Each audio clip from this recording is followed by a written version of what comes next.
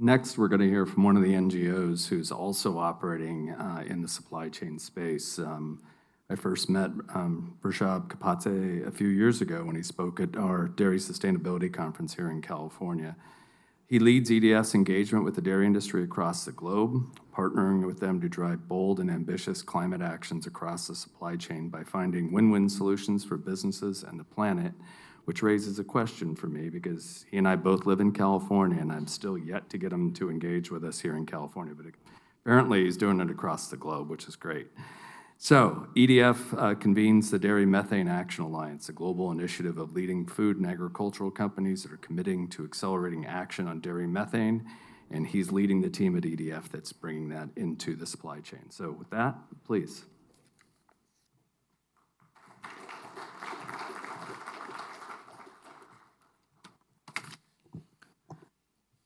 Good afternoon, everyone. Thank you, Michael. Thank you to the organizers, especially Charles and Joe, for having me. It's great to be part of the 3 out of 3 club, and I hope to keep the streak going. And I've also been told down is the right direction. So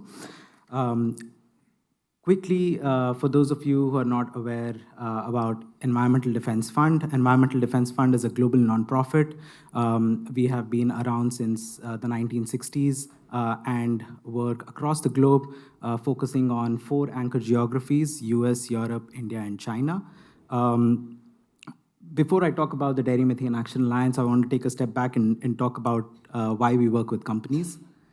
We at EDF believe companies are a critical lever for global impact. They have the scale to reach millions of farmers through their supply chain. They have the capital, as Anshuman was talking, to support farmers and their suppliers in making the transition. And they have the innovation engine to bring some of these new solutions to life.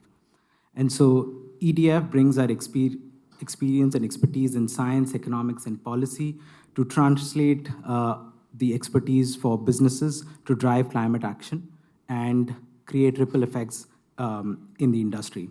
This could be through demonstration of novel approaches. It could be through creation of technical guidance so that companies can focus more on action. Or it could be through curation of pre-competitive spaces for collaboration. And so the Dairy Methane Action Alliance is all of these pieces in action. So what is the Dairy Methane Action Alliance? It is a global convening of leading food and ag companies that are stepping up to drive more action. The companies participating are committing to 2 key milestones. Firstly, measure and publicly disclose their dairy methane emissions.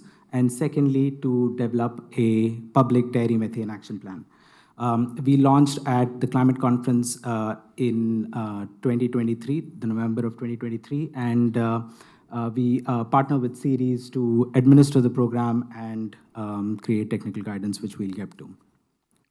So here are the companies that are part of the Dairy Methane Action Alliance. Just last week, we announced that AgroPure, Sevencia, Fromage and Dairy, and Idaho Milk Products joined the Dairy Methane Action Alliance. And so if you look at the logos on the screen, it shows that the Dairy Methane Action Alliance captures the diversity of the dairy industry. We have representatives from each node of the supply chain: producer, processor, CPGs, as well as retail, of varying sizes and sourcing from geographies across the globe. A quick mention that there is no cost to participate. And so companies in the Dairy Methane Action Alliance have made significant progress since we've launched. If I look back to 2023, when we were launching, Danone was the only company that put out their dairy methane numbers out publicly and had a dairy methane target. Now we have over half a dozen companies that have made public these dairy methane disclosures. To give you a sense, these companies have not just put out their absolute dairy methane numbers, but also relative of what it is compared to their overall emissions. And so if I could share some numbers, so if we look at the Bell Group, which is based in France and operates globally, dairy methane makes 30% of their overall emissions. If you look at Starbucks, dairy methane makes up 6% of their overall emissions.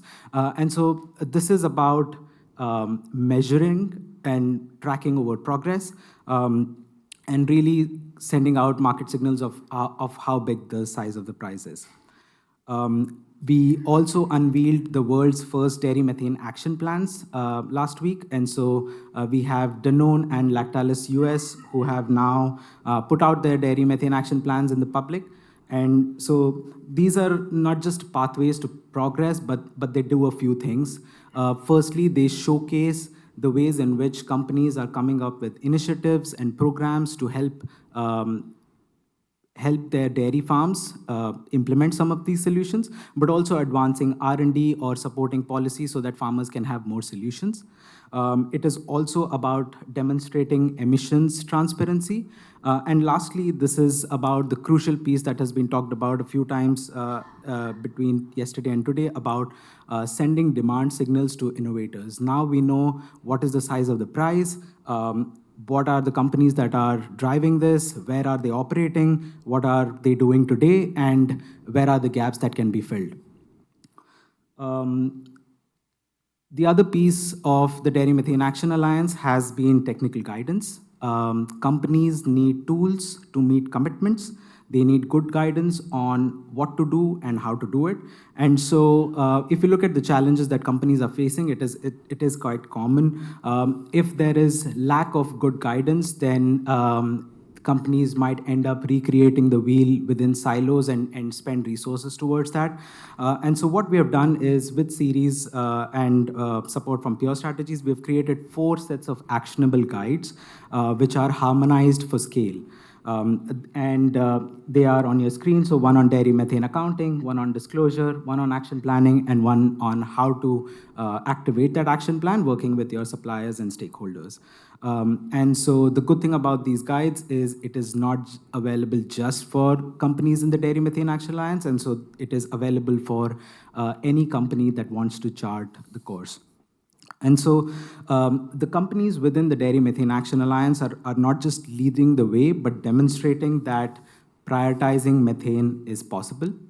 The last bit that I want to touch upon with regards to the Dairy Methane Action Alliance is a module of what we are running. We call it the Knowledge to Action session.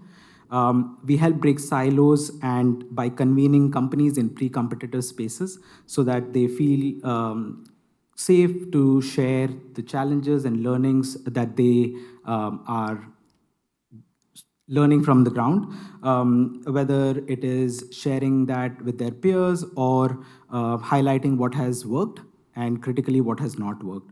And so over the past few months, we've discussed topics like how do you work with farmers deploying some of the feed additives on the ground for companies that have done this in Europe, and what are the learnings for companies in the US who are now thinking about doing that?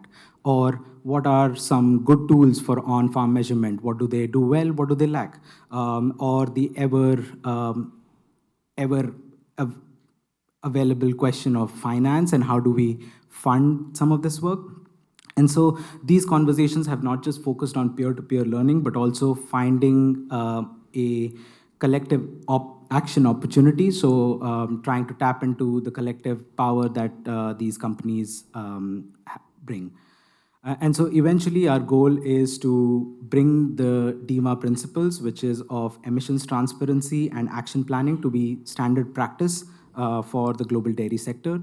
Our goal is to scale action. So if you are a dairy company that you are a company that source dairy or have dairy within your supply chain and want to join the Dairy Methane Action Alliance, please reach out. Or if you are you see an opportunity to partner with us, please feel free to reach out. That's it. Thank you.